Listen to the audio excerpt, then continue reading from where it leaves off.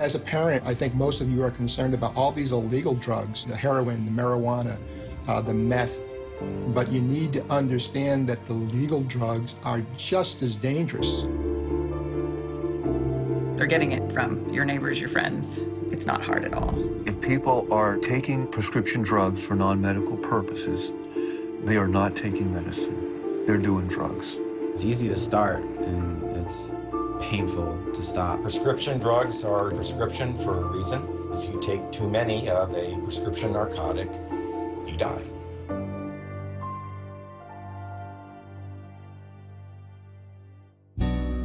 Chelsea was very well liked by her friends and by her teachers. Ronnie was going down to Tennessee State to be the next player to come out of Tennessee State. Joey was extremely popular, just surrounded by friends. Mark was an athletic, fit-looking kid. Aaron enjoyed talking and debating with any and all people. The prescription pain pill problem is a huge epidemic. This is an epidemic. This is an epidemic that is infiltrated our young people. We never had a conversation with Joey about prescription drugs because we truly had no idea that there was any kind of recreational use going on. How many guys know it's not using The first time I started doing painkillers was when I was 17. I would steal pills from my friend's mom. Her stepmom had a script for Vicodin. That was like heaven. I went in her room and stole Vicodin every day. He would ask to use the bathroom in other people's homes, and he'd go in there and go in their medicine cabinets and steal prescription drugs. These medications are available everywhere in every socioeconomic environment.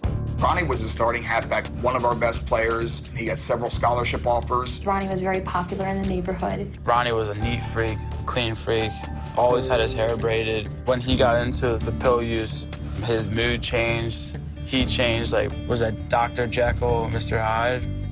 Ronnie's appearance really deteriorated, and it was really unlike him. I said, "Are you doing drugs?" And my son looked at me with these eyes of, "How could you even think of that, Mom?" I was walking up to football practice. My coach was walking towards me. He just had this crazy look on his face. He goes, "You think they might have found your brother?" And I was like, to me, I was like goofing. I was like, I didn't know he went missing. So I was like making him like goofing off. And he was like, "No, Justin, seriously, they might have found his body." And I was like, "Wait a minute." I was like, "Whoa, what?" He's like, "Yeah, they discovered a body in an apartment in Telford." I never thought my son would take prescription drugs without a prescription. Parents often trip themselves up by asking a simple question: "Are you using drugs?" No. One has to be able to say, "I'm seeing some signs here that concern me." He was a little bit more argumentative. We thought that was maybe hormones. The person has what we call pinpoint pupils. Literally, the pupils look like a pinpoint. She slept odd hours. We didn't know why he was sleeping so late. If I wasn't able to get high, then I didn't want to get out of bed because, the physical withdrawals. We were missing tinfoil from the kitchen, missing spoons. We'd find the pens that were cut in half. Straws. There were a lot of charges coming on the credit cards. We thought that there was somebody stealing money out of her account. That's probably a pretty good clue there's something going on. Joey was pretty upset with his roommates. They were spending all their money on medication. Had I known that the medications that they were taking were so dangerous, I would have told them, "You're not even going back to that place." If you feel something's going on, you gotta investigate. I thought it was just a phase. We partied when we were in high school, and it's just sort of a phase you go through as you grow, experience life, and you grow out of it. And I thought he was on that track. Joey had been found and he was unconscious. He had all these medications that he had just received from this doctor. More than likely, he crushed and snorted it.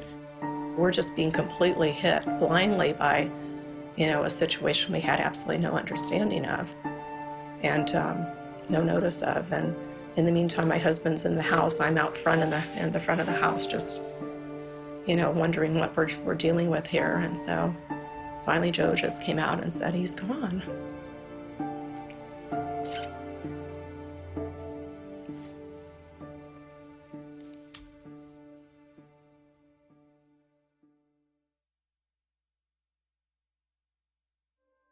I was downstairs getting ready for work, and Cookie told me she couldn't get Mark up. Mark was powerful and had the nickname in some circles of Tank. I reminded her that what she had to do was get a cup of water and splash him with it and stay out of his way. And she told me it was different.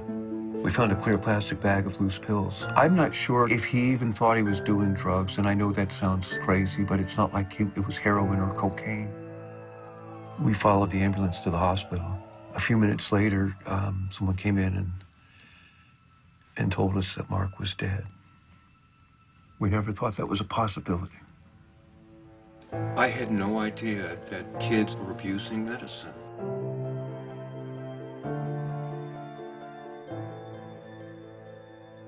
I came home one night, saw the basement light on, and went up to the window, and my son was crushing and snorting the pills.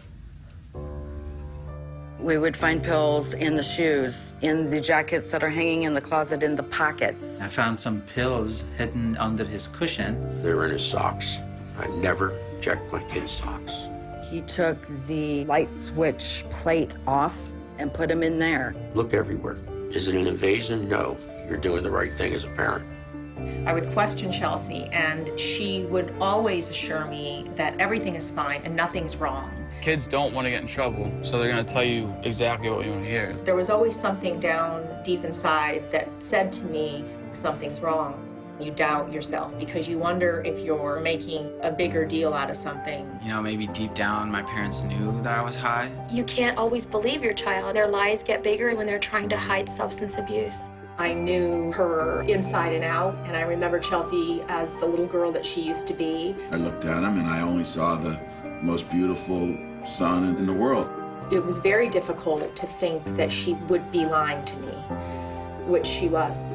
She was out using and abusing prescription drugs. Long-acting agents like OxyContin are meant to be delivered in the body over a period of hours, if not a day. If they're chewed, crushed, and snorted, you get the entire dose at one blast, and if the body's not ready to accommodate that, you will stop breathing.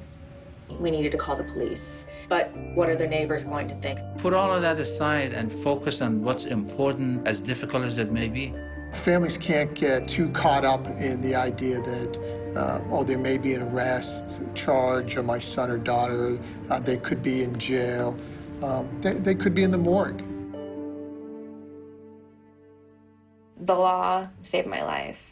If my mom hadn't called the cops on me, I don't know where I would be right now. It was the most difficult thing to do, to call the police on your own child. It was horrible.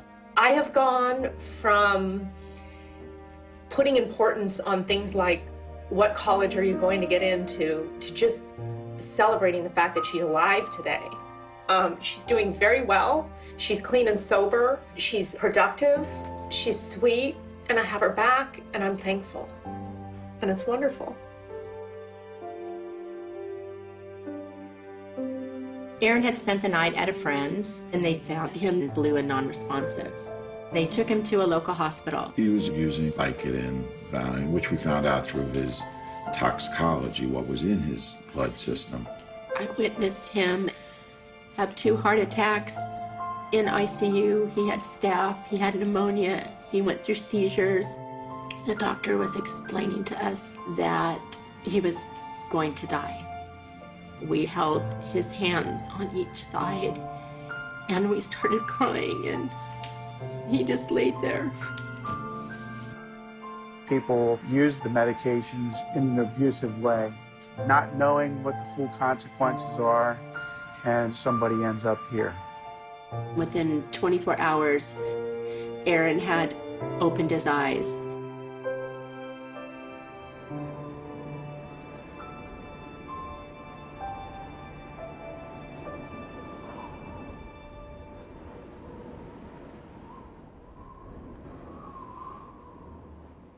Parents are the first line of defense in terms of prescription drug abuse. You got to sit your kids down. You just got to tell them about the severity of the problem. There's a number of steps that you can take. Educate your child and yourself very early. Anybody who feels that this can't happen to my child, it could happen to your kid. Make sure that you don't have excess pills in your home. Keep your medication locked up because you're never going to notice if something's gone. What my mom does is she has these take-home pee tests that I gotta take. I want to keep my mom proud of me, and I don't want to let her down. You need to have the conversation with them about drug and substance abuse, and you need to include prescription drugs and guide them so they're able to get through their high school years and into college and through their college years drug-free. Have this conversation before it's too late to have this conversation.